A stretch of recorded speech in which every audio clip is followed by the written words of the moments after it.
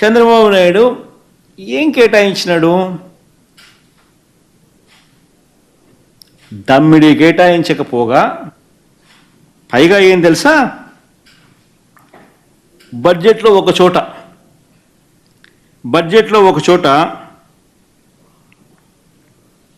3,341 కోట్ల రూపాయలను ఈనాడు కటింగ్ చూపించాం ఒకసారి. ఎంత దారుణంగా వీళ్ళంతా ప్రజలను అబద్ధాలతో మోసం చేస్తారనంటే ఆ ఈనాడు కటింగ్ ఒకసారి చూడండి. ఆడబిడ్డ నిధి పథకానికి 3,331 కోట్ల రూపాయలు అని చెప్పి ఈనాడు ఫోటో. అది సరే, 37,000 కోట్లు కావాల్సిన చోట 3,340 కోట్ల రూపాయలు అనేది రాస్తున్నావు, బడ్జెట్లో అది చూపిస్తున్నావు. ఈనాడోడు ఏదో పెద్ద ఆడబిడ్డని పథకానికి అని చెప్పి ఒక ఆదాయం ఎట్లా, ఒక అకశల్యం ఎట్లా డబ్బులన్నీ పట్టుకొని దాన్ని నువ్వు చూపుతూ దాన్ని ఏదో బాగా చేస్తున్నావు.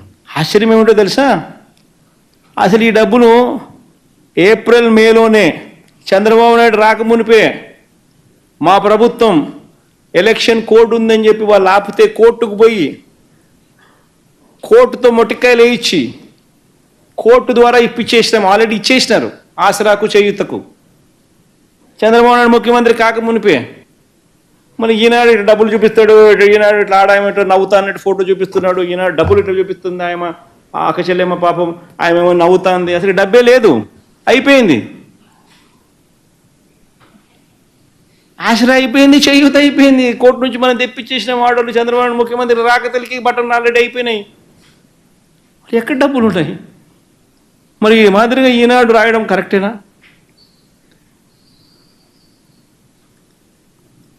ఏం మోసం ఇది, ఏం దగా ఇది, ఏం అబద్ధాలు ఇవి?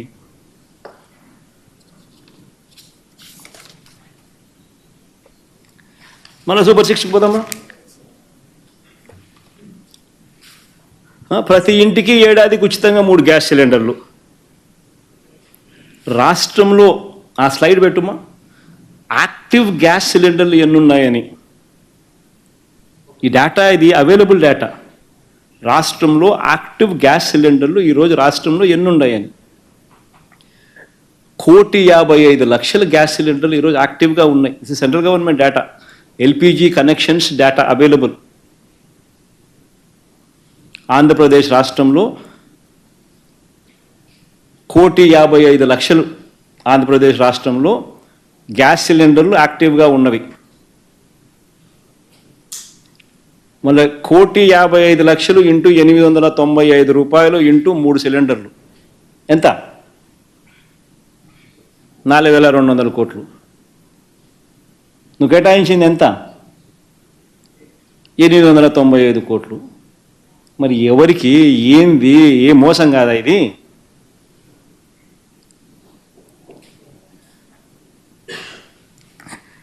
పోనీ చివరికి చిన్నవి గ్యాసు, బస్సు అనేవి చాలా చిన్నవి. అసలు వాస్తవం చెప్పాలంటే ఉచిత బస్సు, ఈ ఉచిత బస్సు అనేది దసరా అయిపోయింది, దీపావళి అయిపోయింది, విజయదశమి అయిపోయింది, వినాయక చవితి అయిపోయింది, ఇంకా ఏముండయో నాకు తెలియదు. ప్రతి పండగ అయిపోతాను నెక్స్ట్ పండగ అంటాడు. ఇవన్నీ మామూలుగా ఈ గ్యాస్ కానీ ఈ బస్సు కానీ చాలా చిన్నవి.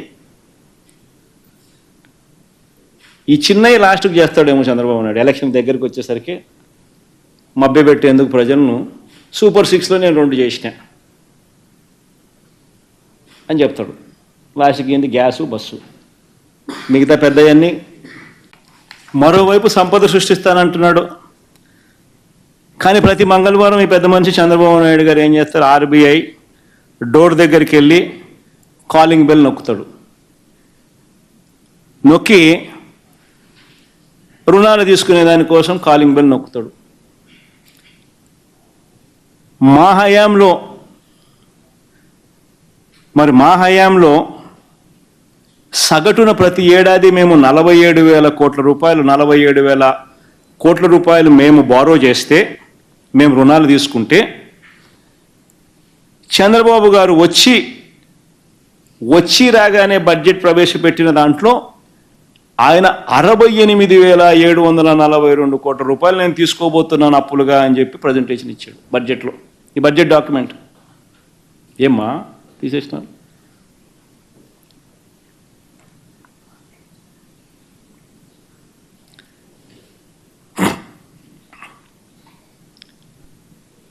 ఆర్బీఐ కాలింగ్ బెల్, ఆర్బీఐ దగ్గరికి వెళ్ళి చంద్రబాబు నాయుడు గారు మంగళవారం కాలింగ్ బెల్ నొక్కుతాడు. నొక్కుతూ 68,742 కోట్లు నేను తీసుకోబోతున్నానని చెప్తున్నాడు. మరి 47,000 కోట్ల రూపాయలు తీసుకున్న మేమేమో మా హయాంలో రాష్ట్రం శ్రీలంక అవుతుందా?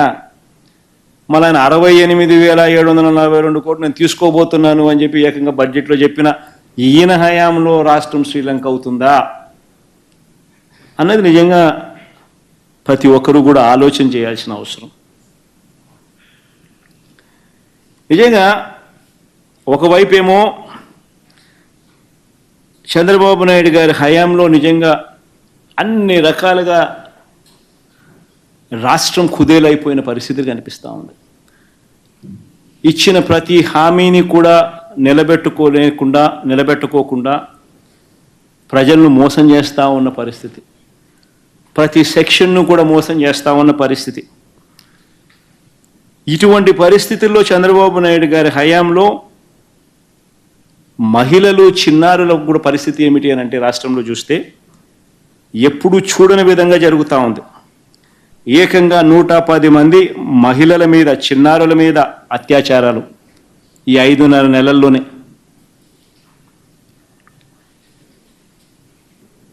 ఇందులో 11 మంది చనిపోవడం కూడా జరిగింది.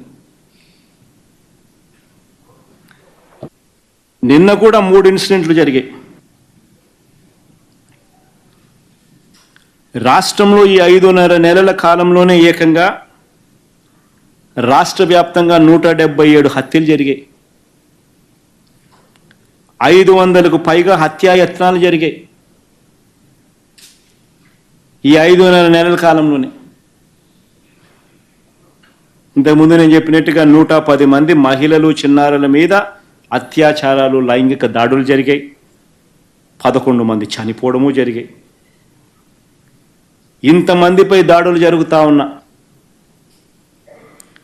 మహిళలపై అన్యాయాలు జరుగుతూ ఉన్నాయి. బడ్జెట్ చూస్తే నీది మోసం, అబద్ధం, అన్ని రకాలుగా ఈ ప్రభుత్వం ఫెయిల్ అయిపోయిన పరిస్థితులు.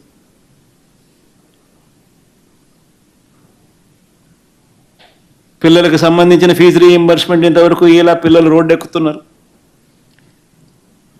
ఆరోగ్యశ్రీకి సంబంధించిన, నెట్వర్క్ హాస్పిటల్కి సంబంధించిన బకాయిలు ఇంతవరకు 2,300 కోట్లు దాటాయి, వాళ్ళు రోడ్డు ఎక్కుతున్నారు. పట్టించుకునే పరిస్థితి లేదు. 104, 108 ధర్నా చేస్తూ ఉన్నారు. అతలాకుతలం అవుతా ఉన్న పరిస్థితుల్లో నీ సూపర్ 6 ఒక మోసం, సూపర్ 7 ఒక మోసం, నీ బడ్జెట్ ప్రజెంటేషన్ ఒక మోసం, రోజు డైవర్షన్ టాపిక్స్. ఇలాంటి పరిస్థితులు నిన్ను ప్రశ్నిస్తే దేశంలో ఎక్కడా లేని విధంగా ఏకంగా 680 మందిపై, సోషల్ మీడియా యాక్టివిస్టులపై నువ్వు నోటీసులు ఇస్తావు.